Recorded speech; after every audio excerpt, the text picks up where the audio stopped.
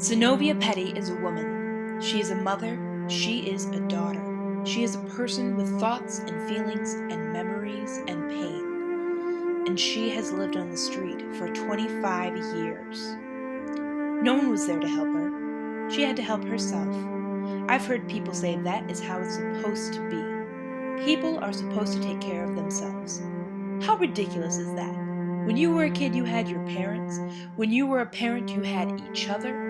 No matter what age you are, you have people to rely on. Siblings, family, friends, teachers even. Even in the most difficult years of your life, you probably had someone to talk to. We are human and we rely on each other. And even if you felt like you were completely alone in the world, you probably weren't. You just felt that way. And at the very lowest point in your life, you probably at least had a job, or a place to call home, someone to turn to. Zenobia had nothing. There are people right now that have nothing except their memories and the rags on their backs. They are children. They are senior citizens, mothers, brothers, people out on the streets with no one to turn to and nowhere to go. No food to eat.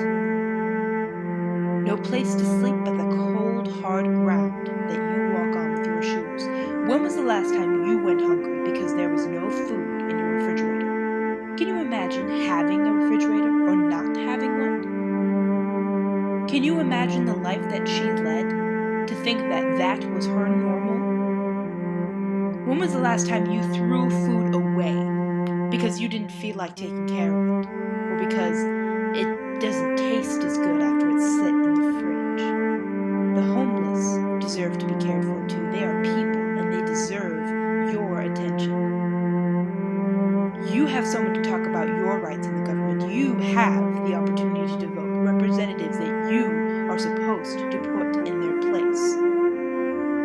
When was the last time you think a homeless person got to vote? They don't have residency. They have very few rights. They are left without anyone to care for them. They have to fight for everything. And they rely on everyone. You have independence. They have nothing. They are invisible to you just as they used to be invisible to me. They hoard cardboard signs and shake old plastic cups full of change, and yet they remain homeless. You look down on them for begging, but what can they do? Go get a job? Do you really think that if they walked into a McDonald's even, they'd get hired? They don't have different clothes to change into, a place to even brush their teeth or get a good night's rest.